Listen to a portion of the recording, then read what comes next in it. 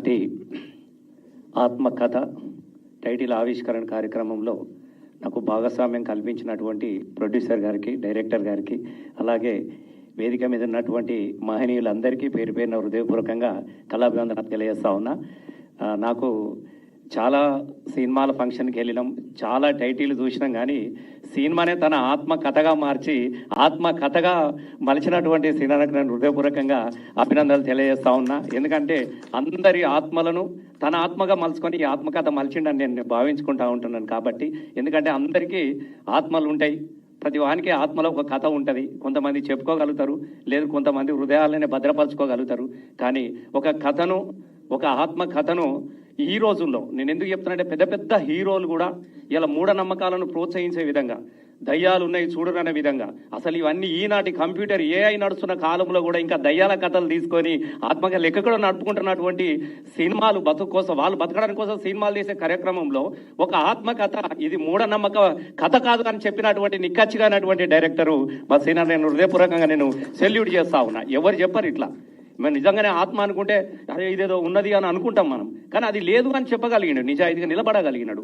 ఎందుకంటే ఆ డైరెక్టర్ గారికి జీవితాన్ని సినిమాగా మలుచుకొని వచ్చినవాడు ఇక్కడ చెప్తా ఉన్నాడు, నేను ఇక్కడ నుంచి మొదలైనా అన్న, ఇక్కడ దాకా వచ్చిన, నేను ఇవన్నీ పోయినా కూడా మళ్ళీ ఇక్కడ నుంచి కూడా నా ప్రయాణం కొనసాగిస్తా అని చెప్పేసి అది ఉన్నది. కాబట్టి ఇలా చాలామంది ఇలా ప్రసన్న చెప్తూ చాలా పెద్దలు అందరు చెప్తున్నప్పుడు ఒకటే మాట చెప్తా ఉన్నారు. చాలామంది ప్రొడ్యూసర్స్ ఉంటారు, డైరెక్టర్స్ ఉంటారు. నేను కూడా చాలామంది 4 సినిమాలు తీసిన, నేను కూడా సినిమాల బాధలు ఎట్లుంటాయో సాధక బాధకాలు చూస్తూ ఉంటాయి. నేను రుద్రాంగి మొదలుపెట్టినప్పుడు 4 కోట్లే అన్నాడు, అయిపోయేవారికి 8 కోట్లు అయినాయి. అంటే నేనేం చెప్తున్నా అంటే అట్లా చాలా సినిమాల పరిస్థితి అట్లనే ఉంటుంది. కానీ ఇచ్చిన దానిలో రూపాయి తక్కువ చేసి చూపించి ప్రొడ్యూసర్ బతకాలని కోరుకునే డైరెక్టర్కు ఎప్పుడు కూడా విజయం దక్కుతుంది తప్పకుండా. ఇంకా మరిన్ని సినిమాలు కూడా మనకు వస్తూ ఉంటాయి. పెద్దలు ప్రతిభని వారు చెప్పిన తర్వాత ఇంకా సినిమాల గురించి చెప్పాల్సినట్టు అవసరం లేదు. చిన్న పిల్లగాలన్నప్పటి నుంచి వారి సినిమాలు చూసి పెరిగిన వాళ్ళం. ముఖ్యంగా ఈ చిన్న పిల్లోడు తమ్ముడు, నీ పేరు శ్రేయస్, నాకు వారశ్రేయస్సును చూస్తూ ఉంటే ఐపీఎల్లో నాకు సూర్యవంశీ వైభవం చూసినట్టు అనిపిస్తూ ఉన్నది నాకు. ఎందుకంటే ప్రపంచం అంతా ఆ పిల్లగాని కోసం చూస్తూ ఉన్నది. రేపు భవిష్యత్ అంతా నీ కోసం చూసే విధంగా నువ్వు ఎదగాలని కోరుకుంటున్నాను నేను. ఖచ్చితంగా నీకు ఆ రోజు ఎంత చిన్న పిల్లోడు ఇంత ధైర్యంగా ఒక సినిమా బ్యాక్గ్రౌండ్ చేసి చేయడం అనేది చాలా గొప్ప విషయం. తప్పకుండా నీకు మంచి భవిష్యత్తు కలగాలని మనస్ఫూర్వకంగా కోరుకుంటూ, ఇంకా సురేష్ భాయ్ గురించి నేను చెప్పాల్సిన అవసరం లేదు. వారు అందరూ వాడు ఇక ఇంతకన్నా ఇక నేను చెప్పలేను, అన్నీ చేయగలుగుతాడు, ఒక అద్భుతమైనటువంటి నటుడు. ఇంకా మిగతా వాళ్ళు ఇక అందరికన్నా మా మల్లన్న కానీ, ముఖ్యంగా మల్లిక్ తేజ తమ్ముడు కూడా చాలా అద్భుతమైనటువంటి మెలోడీస్, ఎన్నో ఫోక్ సాంగ్స్, కొన్ని వందల ఒక పాట చేస్తే కొన్ని మిలియన్స్, వందల మిలియన్స్ సృష్టించగలిగినటువంటి ప్రతిభ తమ్మునికి ఉన్నది. ఇక అందరూ నా ఆత్మీయులే.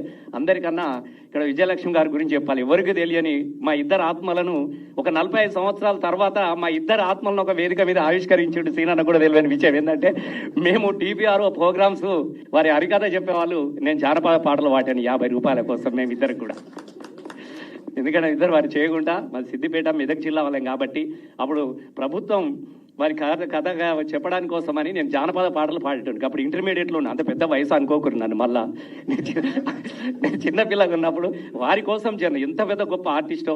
ఇలా నిజంగా చాలా సంతోషం. వారికితోని 45 సంవత్సరాల తర్వాత మళ్ళీ వేదికను పంచుకునే అవకాశం నాకు వచ్చినందుకు నేను నిజంగా నా ఆత్మను ఒక రకంగా నన్ను నేను ఆవిష్కరించుకున్నట్టుగానే నేను భావించుకుంటా ఉంటున్నా. తప్పకుండా ఇది మంచి విజయంగా జరగాలి, దీనికి విజయం కలగాలని కోరుకుంటా ఉంటున్నా. తెలుగు ప్రేక్షకుల యొక్క ఆత్మలను ఆవిష్కరించే ప్రయత్నంలోనే ఈ ఆత్మకథ అని నేను భావించుకుంటూ దీనికి తప్పకుండా సక్సెస్ కావాలి. ఎందుకంటే ప్రేక్షకులను కూడా కోరుకుంటా ఉన్నా. ఒక ప్రొడ్యూసర్ బతకగలిగితే ఇంకా 1000 మందిని బతికించగలుగుతాడు. కాబట్టి ప్రతి సినిమా తీసే ప్రతి ప్రొడ్యూసర్ ఎదిగితే డైరెక్టర్ గారు ఉంటుంది, డైరెక్టర్ నమ్ముకొని ఇంతమందిగా వాళ్ళు కూడా ఉంటారు. అలాగే కళ్యాణ్ గారికి కూడా ఈ సందర్భంగా చాలా మంది మిత్రులను కలుసుకునే అవకాశం నాకు వచ్చింది. చాలా థ్యాంక్స్ అండి. ఇది తప్పకుండా విజయం జరగాలని కోరుకుంటూ అందరు క్షమించాలి. నేను కరీంనగర్ పోయేడుతుంది, అన్న కోసం కరీంనగర్ నుంచి వచ్చిన సీనన్న కోసమే. ఎందుకంటే వారి మంచి మనసు, వారి చాలా మంచివాడు, మంచి మనసు. కాబట్టి తప్పకుండా నేను కూడా పోవాలి, నా మద్దతు కూడా ఉండాలన్న ఉద్దేశంతో నేను వచ్చిన. అన్న నేను వెళ్ళిపో. థ్యాంక్స్ అన్న, ఇది మంచి success. Thank you. Thank you sir.